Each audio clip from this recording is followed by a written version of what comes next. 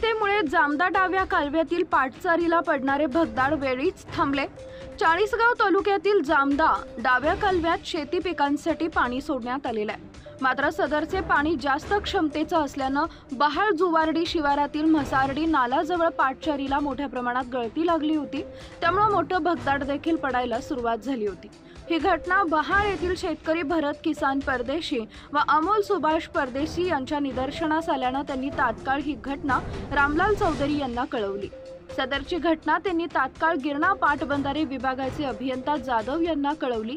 त्यांनी तात्काळ संबंधित कर्मचाऱ्यांना सूचना देऊन डाव्या कालव्यातील पाण्याचा प्रवाह काही क्युसेक्सने कमी केला। या सतर्कतेमुळे शेतकऱ्यांचे शेतीचे नुकसान टळलं व लाखो लिटर पाण्याची नासाडी थांबली। अन्यथा पाटचारीला मोठं भगदाड पडलं असतं।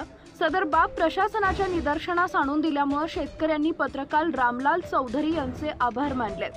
सतर्कतेमुळे जामदा डावा कालव्यातील पाटचारीला पडणारे भगदाड वेळीच थांबले। Bureau report Murad Patel, Chalisgaon.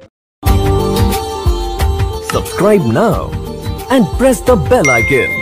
Never miss an update.